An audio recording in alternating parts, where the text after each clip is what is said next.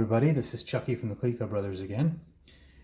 A couple of years ago I got my MKS30 re-chipped by the Synth Spa with these naked VCA chips and sockets. Everything worked great. I put it on the shelf for a few months with the intention of doing a test with the MPG200, and it did not work. So this is my attempt to correct the power supply. If you want to see what happened in the other video, I checked the power supply and the plus and minus 15 volt section is dead. You can see that the capacitors appear to have leaked, and they were probably leaking for the last 30 years, but having checked the Roland MKS30 service notes, only 2 of these are necessary to the plus and minus 15 volt power supply section. One of them is for the 5 volt power supply section. My guess is that none of these little ones are defective because the 5 volt section is working perfectly. The symptoms are there is no sound at all coming from the MKS30, which means it is simply the audio circuits that are not functional. I have a new solder pump and a piece of braided copper that will allow me to remove the solder. First things first, I intend to remove all of the power. And this one also needs to be removed. Now the wiring harness is removed from the main board. Shouldn't be any trouble to pull out the power supply now. So you can see the MIDI connectors are screwed down from the outside, although they don't appear to be screws. And the audio connectors are screwed down from the outside. Those need to be disconnected before they can be removed from here.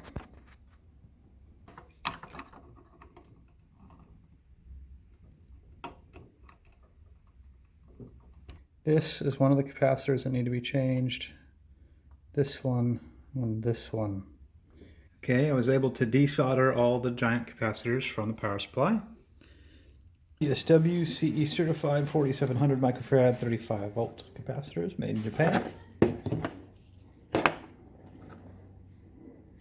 There's a 6800 microfarad capacitor. This one probably feels fine, but I'm going to replace it anyway because it's just as old as the others.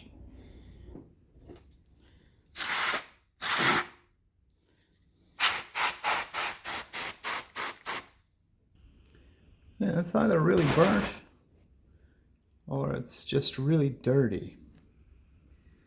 Spray's taken off a lot of the brown goo, but not all of it.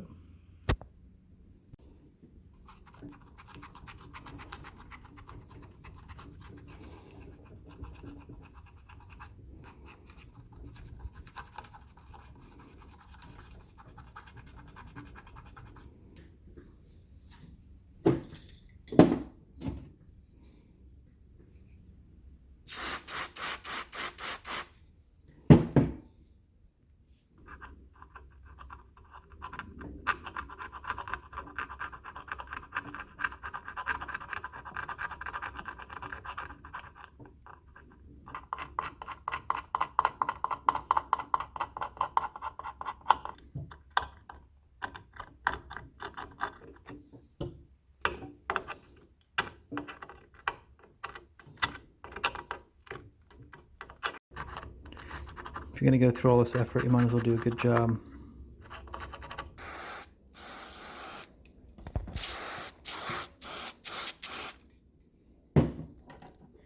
Yeah. This doesn't have to be perfect, but it does have to be clean.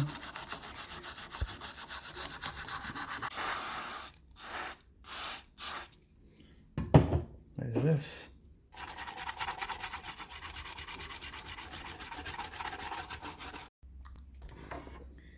So all the capacitors have their negative traces towards the AC side of the power supply. So this one's a negative, that one's a negative, and that one's negative. These two are on the same grounding plane. This one is for the negative 15 volts, so this grounding plane is for inverted voltage.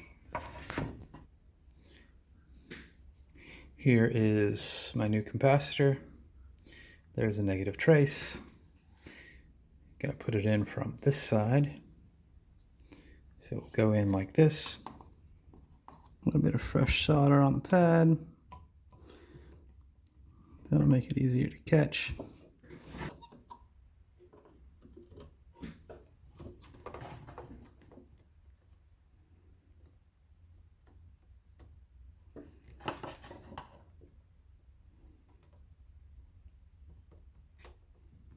That one is now on.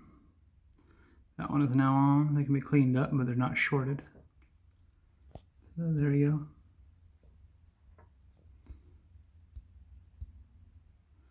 There you go. We got one more to do right there. It's coming from Amazon tomorrow. You'll notice that the capacitor forms are different package dimensions. I guess modern capacitors are much more efficient, so they are a lot smaller. It has all the same specs. These I got at a surplus store that had the same wire traces dimensions, so they just fit right in, but the package itself is smaller, and they are 50 volts instead of 35. And this is the exact same specifications as the one that came out. 6800 35 volt. Had to order these from Amazon.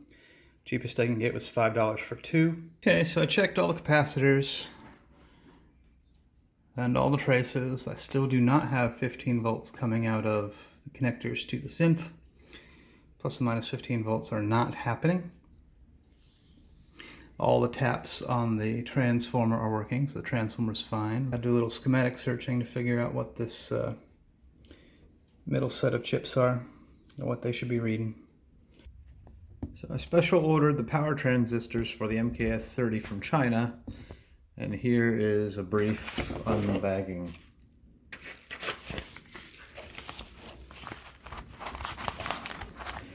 Now the packing slip Chinese translation lists them as diodes, which is strange.